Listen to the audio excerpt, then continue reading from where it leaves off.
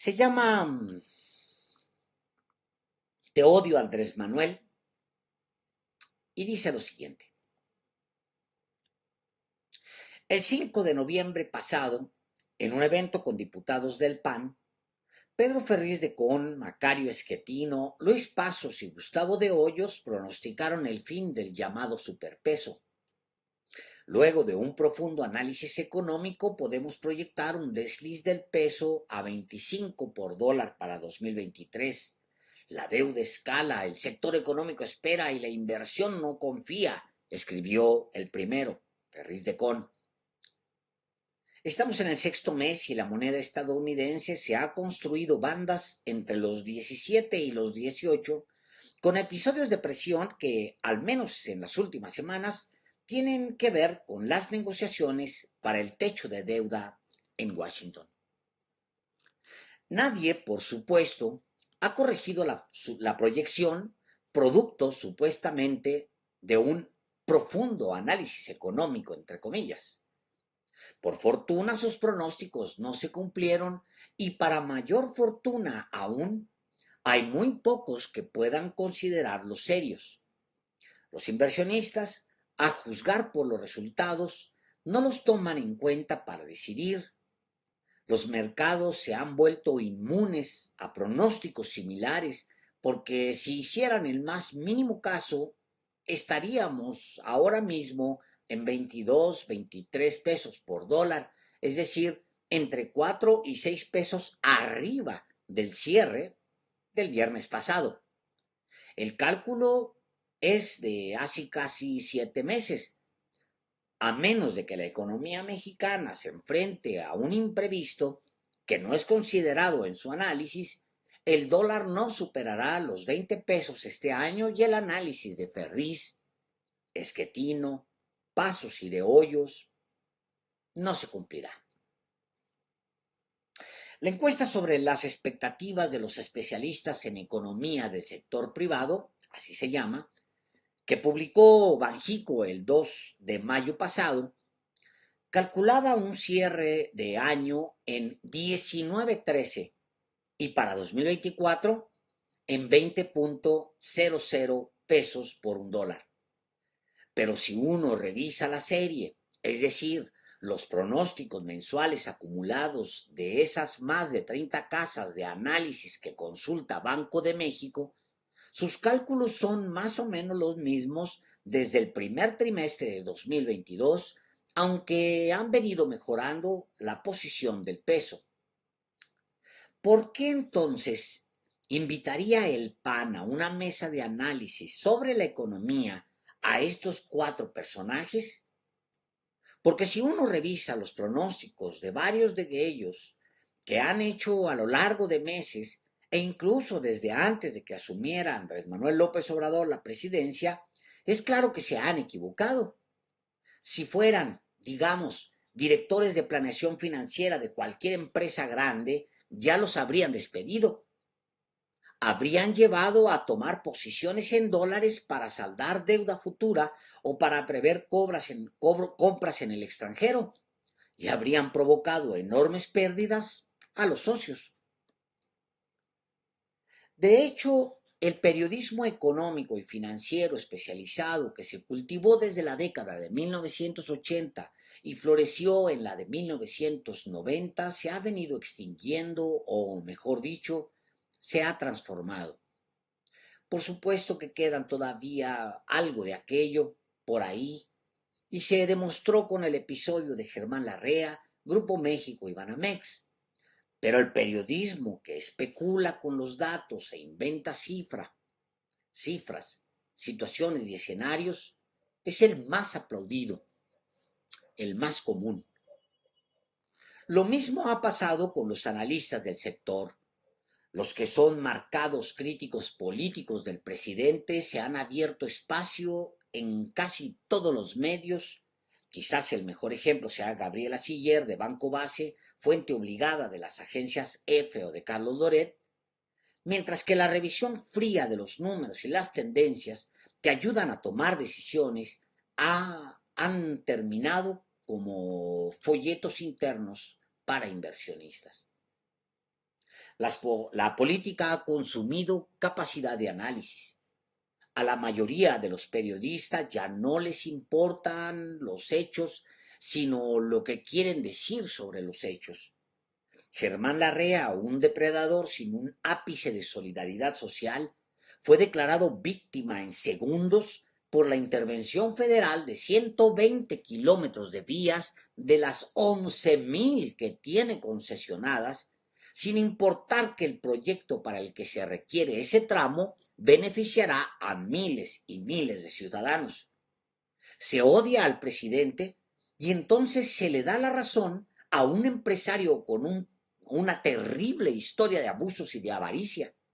Se odia a López Obrador y entonces se le da razón a un depredador social, un avaro, un individuo sin pizca de humanidad. Pocos hablaron de cómo el 19 de febrero de 2006 65 mineros murieron por falta de medidas de seguridad en Pasta de Conchos. Pocos refirieron el derrame de 40.000 metros cúbicos de sulfato de cobre sobre dos ríos, Bacanuchi y Sonora, que siguen inservibles, de su intento por influir en los trabajadores de Grupo México para no votar por AMLO, de su participación en la guerra sucia e ilegal contra López Obrador, financiando grupos dedicados a generar noticias falsas, de cuando en julio de 2019 derramó más de 3.000 litros de ácido sulfúrico al mar de Cortés, nuestro acuario natural y acuario del mundo.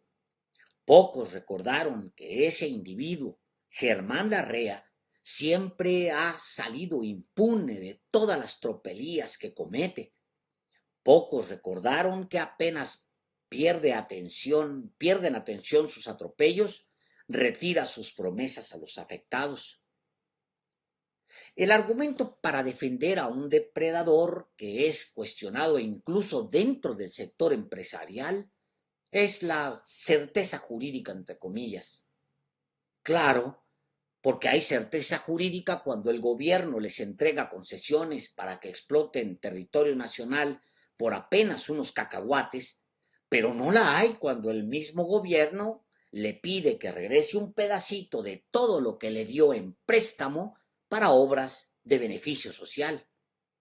Claro, porque hay certeza jurídica cuando el Estado pide dinero prestado a las instituciones extranjeras para rescatar a esos empresarios voraces de sus deudas, pero no la hay cuando se les pide que retribuyan en impuestos al Estado, que es retribuir a la sociedad apenas un mínimo porcentaje de lo mucho de sus abundantes utilidades. Te odio, Andrés Manuel. Eres un peligro para México. El odio, evidentemente, no calcula riesgos. Los cuatro que pronostican un peso debilitado para 2023 son de la misma especie de los que calcularon que, unidos, todos los partidos de oposición iban a derrotar a López Obrador. Enormes cantidades de odio llevaron a intelectuales, periodistas, académicos y empresarios a convencer a PRI, PAN y lo que queda del PRD que la causa era derrotar a Morena juntos, pero no les dieron herramientas para hacerlo. No hay un proyecto de nación para esas tres fuerzas. Hay solo deseos de venganza. La causa para ellos no es la pobreza, la desigualdad, la urgente necesidad de repartir los beneficios de la nación entre las mayorías. La causa para ellos no ha sido vencer la violencia y preguntarse qué la provoca. No ha sido ponerle freno a la avaricia sin sentido de depredadores como Germán Larrea. Su causa es el odio y por eso no hay un proyecto de nación. El odio no genera proyectos de nación. El odio reúne a los derrotados por la historia, pero el odio no los junta por deseos de mejor educación, hospitales dignos y un país con justicia social. Si Ferriz, Esquetino, Pasos y De Hoyo son tan buenos con los números, ¿Por qué sus amigos no los ponen a dirigir sus empresas? Porque no están locos, porque saben qué son en los hechos. Podrán invitarlos a dar seminarios para sus empleados sobre cómo odiar al populismo, por qué odiar a la izquierda, o para dar un curso de 10 razones para odiar al que piensa distinto. Pero nunca les entregarán los planos de un puente, de un rascacielos, de una carretera.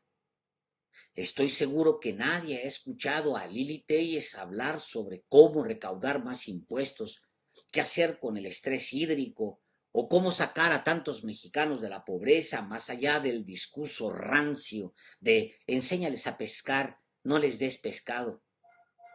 Pero aplauden hasta el desvarío y la levantan en hombros cuando vocifera que llevará a López Obrador a prisión.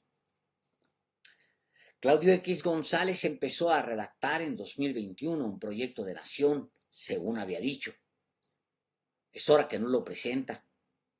Tampoco han presentado algo parecido los intelectuales, periodistas, académicos y empresarios que odian a López Obrador, o el PRI, el PAN o lo que queda del PRD. Quizás porque eso no vende y lo que convoca es el odio. Pero el odio no levanta un cerco, no alimenta una vaca, no fertiliza un campo de sorgo o de maíz, ni hace menos rudas las jornadas en la maquiladora. El odio que los lleva a defender al depredador larrea no levanta un país y definitivamente no acaricia a un obrero cansado o a un campesino que ha perdido todo en la sequía. Y el odio, por supuesto, no elabora un proyecto de nación o a menos de que sea abiertamente fascista.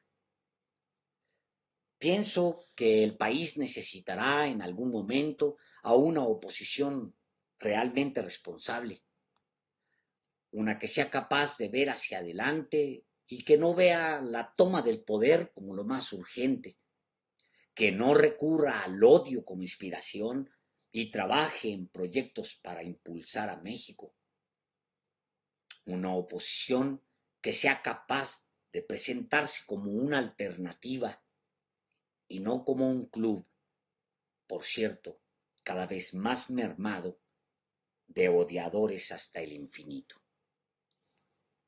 Muchas gracias.